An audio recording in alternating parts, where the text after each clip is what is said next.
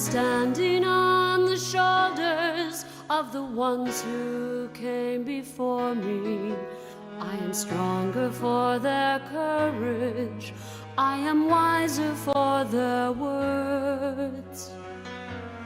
I am lifted by their longing for a fair and brighter future. I am grateful for their vision, for their toiling on this earth.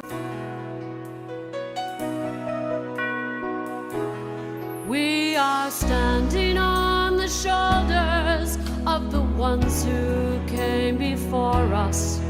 They are saints and they are humans.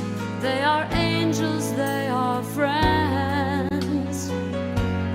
We can see beyond the struggles and the troubles and the challenge when we know that by our efforts things will be better in the end. They lift me higher than I could ever fly, carrying my burdens away. I imagine our world if they hadn't tried. We wouldn't be here celebrating today.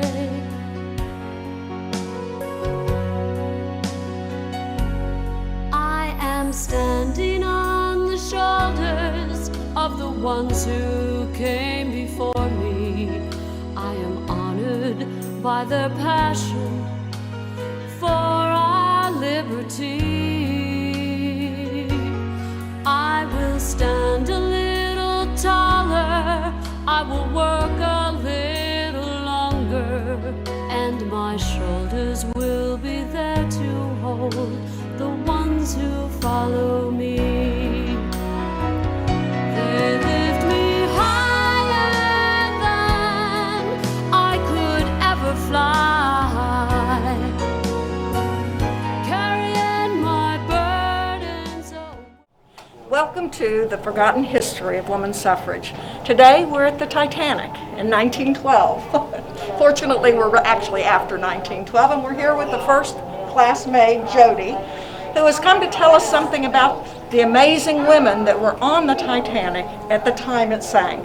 Some of whom survived and some of whom did not. Some of whom were British suffragists and some of whom were American suffragists. So Jody, tell us about these amazing women. Yes, we're very proud to talk about the amazing women of 1912. In 1912, women couldn't vote, they couldn't own property. If they got a job, it would be pennies compared to what a man was able to get.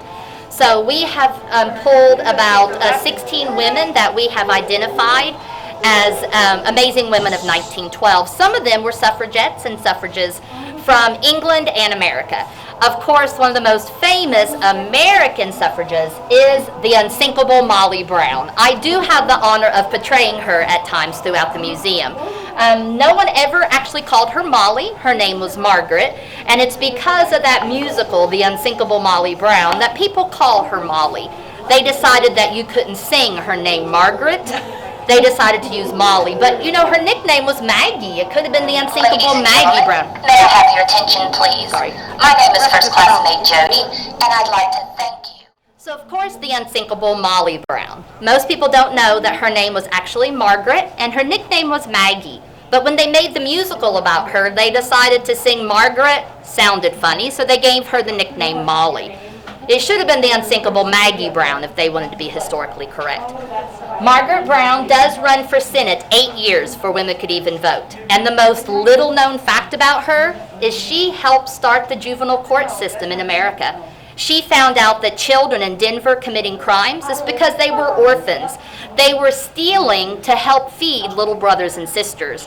And then they were being convicted as adults. So she got with some of the judges and actually started the juvenile court system so that they wouldn't be in jail for decades. They would actually find a family and help start end the cycle of that. Another suffragette is one, and this was, as you know if you've been watching this series, is the suffragettes from England. They were quite violent. They wanted to get their word across any way they could. If that meant they had to beat it into you, then so be it. So America, we were a little more laid back. We sort of whispered in husbands' ears and, you know, make the husband a good meal and make a little whisper in his ears. But these women, they were out. They really wanted votes for women. They wanted property. So they did sort of rub elbows on the Titanic. At that point, there was them and us, you know, sort of back then.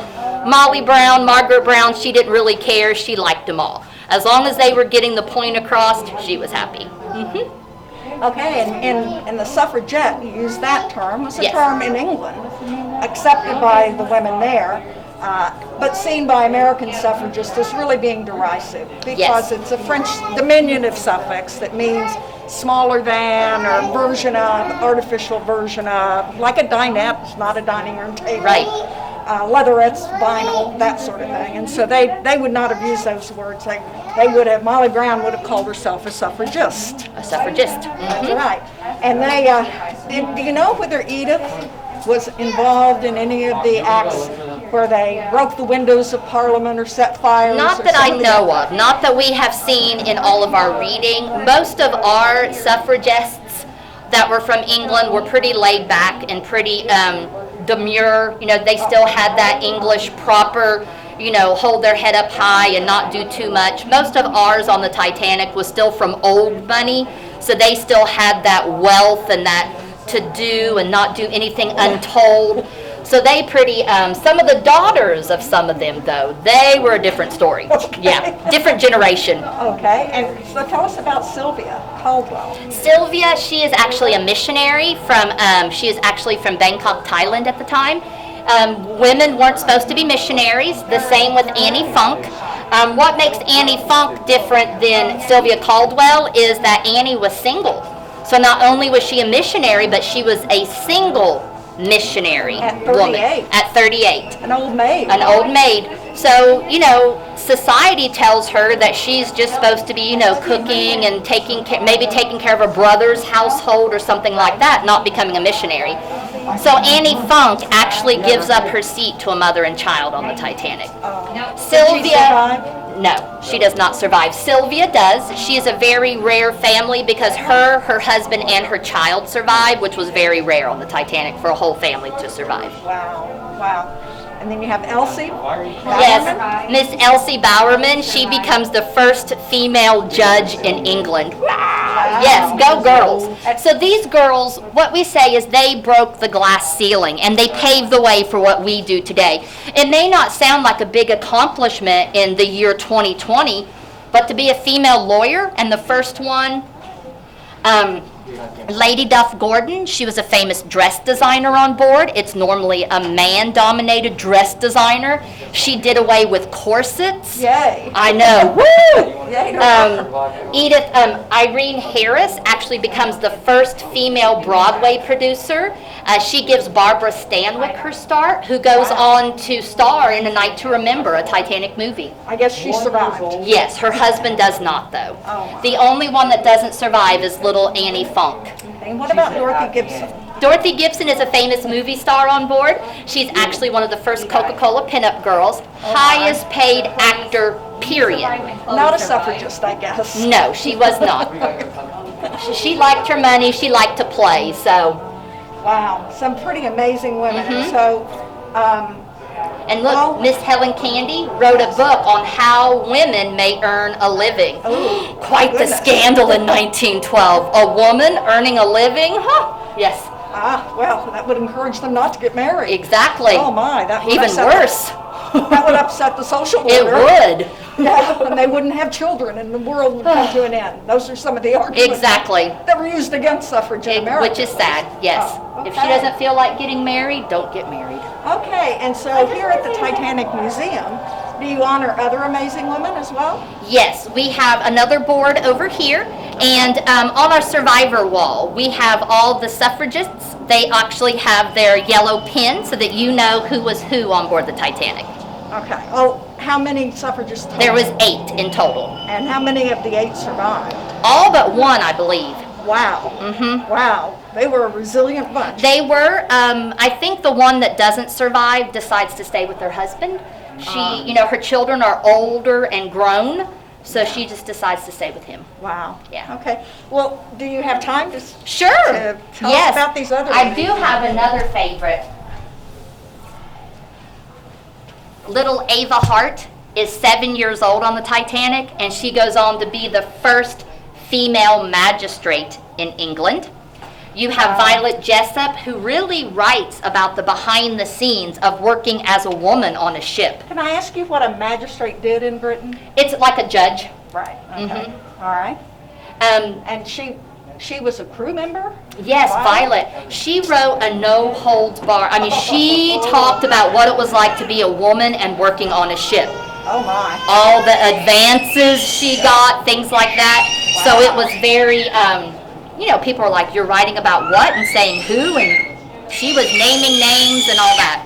We have an unhappy passenger going Yes. through here. But yes, she wrote a book all about what it was like to be a woman crew member on a ship. She told about the advances she got made, how she was told to make herself look ugly just to get a job. So yes. Marjorie Newell is a founding member of the New Jersey Symphony Orchestra. Lily Potter actually founded a Red Cross organization in Pennsylvania. Edith Rosenbaum, love her. So on the Titanic, she's a fashion reporter, so all she cares about is clothes, right? In World War I, she's the first female war reporter, and she's actually in the trenches with our troops. Wow. So what a change. Look at that Yeah, hat and that I dress. know. I can't You can imagine tell. her in a trench. Eleanor Widener actually worked, she worked with several presidents, but what she was known for is working with Harvard University. Her son does not make it off the Titanic alive, and she builds the library and names it after him, Harry Elkins Widener Memorial Library. Wow. Mary Wick is actually the president of Young Women's Christian Association. Ida Strauss knew that some of the women that weren't married, they were having trouble finding housing. So she would go to the factories and set up housing for these young women. Susan Ryerson becomes a bacteriologist, and her mom actually worked with President Hoover. Wow. Did all of these women survive? Yes, all of these except for Ida. She decided to stay with her husband. Oh my. Okay. Well, there were certainly some impressive women Yes, very impressive. on the Titanic. They didn't just step back and, you know, let fate decide what was going to happen to them. They stepped forward and made it happen. And a lot of time that's a really risky thing to do. It was back then. For women. Yes. In particular. Amazing. I'd love to read the book. The Violet Yay. Jessup Oh, it's book. amazing. It's amazing. Have you read it? Yes, it's one of the first books I read when I got here. Wow. Wow. My favorite thing is she talks about the linoleum, because linoleum was the thing. Oh, yeah. And she was, what do you talk about? I guess it was so thick that it bothered her ankles to stand on it. Oh. So she was like, this luxurious linoleum, it's, she goes, it's horrible. It hurts my feet. It hurts my ankles. So she goes on and on about how horrible linoleum is. Oh, and if I remember, that was also very expensive at that time. Yes, because it was brand new. The average man made $80 a year, and a year's wages would only buy him 3 squares. 3 squares. Three That's squares. Like 1 foot squares. Yeah, big. a square. Wow. And now it's in the dollar store. Amazing. Amazing. Life does change. It thank does, goodness. yes. Which gives me hope that we will get out of these masks someday. One day, yes. Do you have time to go to the survivor? Yes, the survivor wall's right over here. Okay. Did you find yourself? What's your name?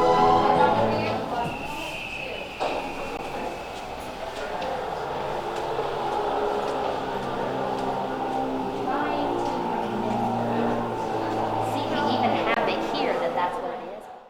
Okay. Yeah, off the top of my head, I'd have to, other than Molly Brown and Miss Chinball. I don't see. Do you know, and he can cut this out if Okay. you don't know, but do you know just how much work Molly Brown did in the suffrage movement? She had so many different organizations she was with. We may need to wait till this. Yeah. It'll go away in a minute. before we go any further, I see here a list of names and pictures of crew, first class, second class, and third class. Those were the classes of Yes. that people could buy their tickets for. Yes. And when they come to this museum, they're issued a ticket at the beginning. Yes. With the name and some information about a Yes, person. they're issued a boarding pass with the name and story of an actual passenger or crew member. We just hand them out willy-nilly, but it's amazing how, like, I might have given you a suffragette, and you're like, wait, what? Or I've given you your grandma's name or where you're from. It's almost like sometimes the boarding passes pick the people. And it's really surprising how it happens. It's really neat. But the boarding pass then, when you get to the end of the tour, you come into this room and you can find out whether you, the passenger that boarded, survived or didn't. Yes, and this is our survivor wall. And what happened is we found out when people survived, they wanted to know more about their people. So this was a 2-year research from our historian, and she came up with the survivor wall. So if we could find their picture, it's here, or find out what became of them, it's here. And it's always being updated. Especially for the younger generation, they're like, well, what do you mean you don't know when he survived or when he lived or when... Well, most of families' history is in a family Bible. Right. What if that family Bible was lost, or a fire, or a flood? There goes the family history. So we don't know exactly when he was born, exactly when he died, what happened to them. So it's really neat for the younger generation to be made aware of that. And what were the statistics for the Titanic? The Titanic, How many people overall lived and died? we're right here. This is a good one. First class, you had a 62% chance of survival. Now that's the fanciest place, right? That's the richest. Men had a 33 chance of survival. Women had a 97%. Children had 86. Second class survival rate was 42%. 8% of men survived. 80% of women survived, and 96% of children survived. Wow. Why do we know why there's such a higher percentage of children that There was survived just the second? more of them. It was still only one child in each class that didn't make it, but there was just more of them, so it made a higher percent. Okay, all right. Third class, you had a 26% chance of survival. Third class men had a 14% chance of survival. Third class women had a 52% chance of survival, and the children had a 36% chance of survival. Wow. Crew members, 62 of the children perished in Yes. third class. Is that what's also called steerage? yes. Okay. And what happened here is we think as a family, how do you separate your family? Mom, all the girls, and the little boys could get on a lifeboat, but Dad and the big boys had to stay behind. How do you do that? And then because of society where women couldn't vote, couldn't own property, couldn't get a job, Molly Brown was really upset that they were separating some of the families on the Titanic because that was dooming that family to death or poverty. Mom's going to have to work. The kids are probably going to have to leave school and work. And think of what children did working-wise. You know, there wasn't the child labor laws. They were chimney sweeps. They did horrible, horrible jobs. They worked in dangerous factory Right. jobs. So they were going to have to do that just to survive. So Margaret was running around the Titanic telling the officers not to separate those families. And that's when the officers had enough of her, actually picked her up and threw her into lifeboat number 6. Okay. And of the crew? Of the crew, 24% survived, 22% of men, 87% of women, and none of the children in the crew survived. Wow. Now, was the crew in the same level of the ship as the third class? No, you slept wherever you worked. So if you were working in the first class area, then that's where you slept. So they were split between Yes. the different levels? Wow. Well, thank you. You are You're so welcome. knowledgeable Thank about these you. amazing women, and we're so glad to have Thank this you. opportunity to be with you. Okay, so you may have seen the James Cameron movie with Jack and Rose. Now, even though Jack and Rose are not real, their stories are. So they show a scene in the movie. You may remember it. It's the older couple laying in bed and the water rushing in.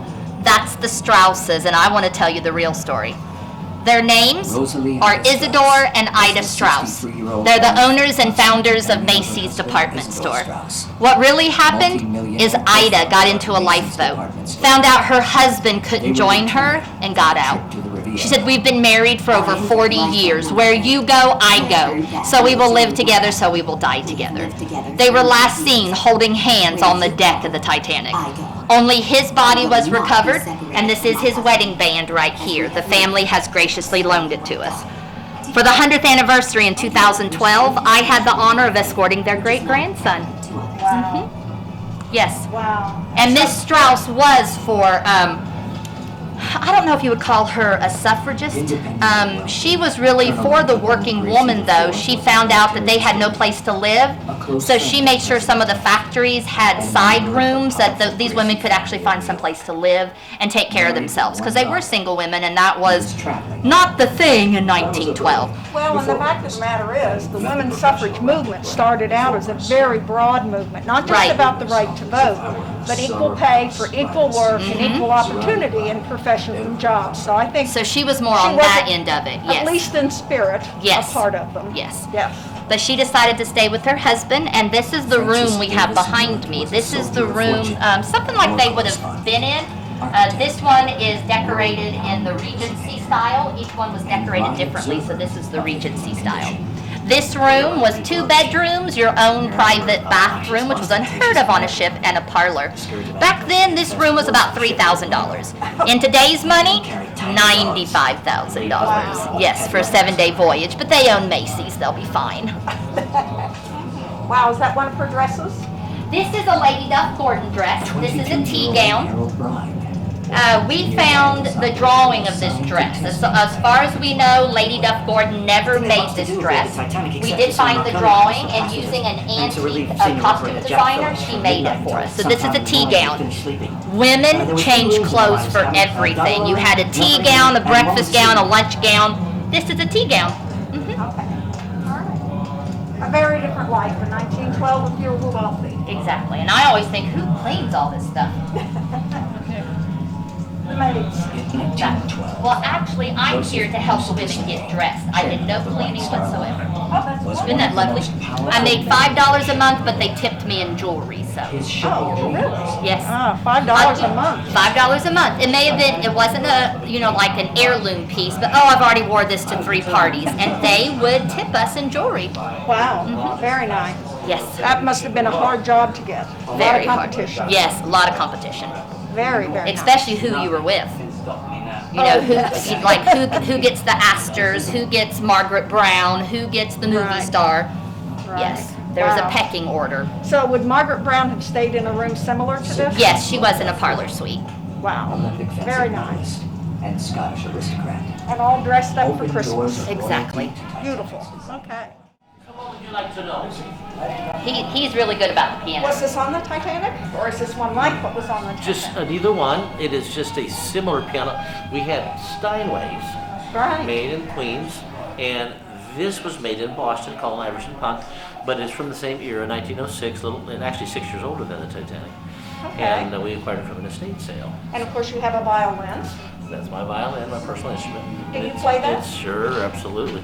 It's 155 years old. Can you play Oh My God Today? I play it 1,000 times a day, absolutely. Bet you do.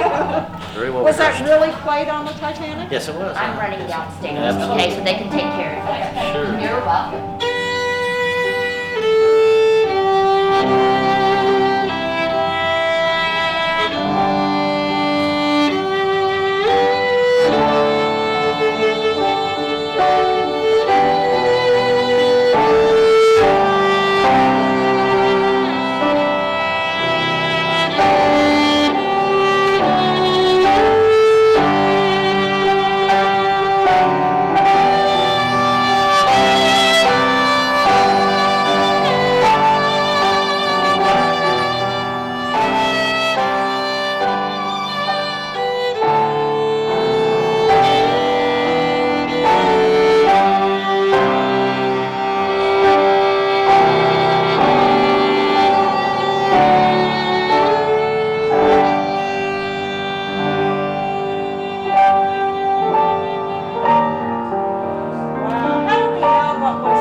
played on the Titanic? Say it again now? How do we know what songs were played on the Titanic, Sure. especially during the sinking? There was a booklet that was published before the passengers, or as the passengers, first class that is, passengers got on board. They were handed this little booklet of over 350 song titles. And the band had to have those all memorized before they got on board. Over 350 songs, from Mozart to Beethoven to William Tell Overture, mazurkas, waltzes. Ragtime was the new in vogue thing, Irving Berlin, Scott Joplin. So yeah, this was one of them. And survivor testimonials.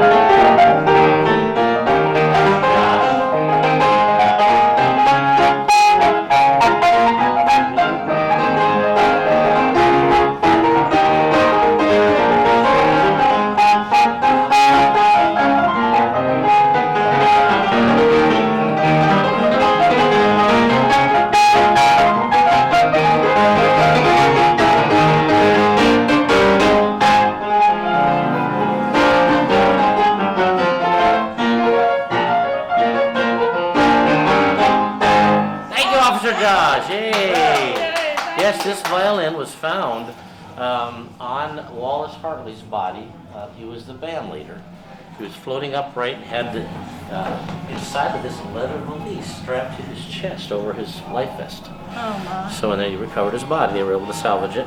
And it went to, eventually, over the years, first of all, it went to his fiancée, back to her, who had given it to him as an engagement gift. Right. Until she passed away, she never married. And then different family members and so on, and people, and finally ended up going to auction in 2012 for $1.7 million, which is the world record for the highest price ever paid for a Titanic artifact. So that would have been played on the deck of the Titanic that fateful day. Yep, that very violin played Oh, near that my makes God me wanna today. cry. I know, it's incredible. It's 1880, made in 1880. It's a German factory-made violin made at the School of Saxon. It's a copy of an Italian violin called the Maggini. Wow. And now, is that the valise it was in? Yes, ma'am, that is it. If you can get a picture of that over there, that would be nice. The valise, the violin. He must have really treasured that Yes. violin. Yes, ma'am. And to strap it to himself Yeah, yeah, And his initials on it. that way. absolutely.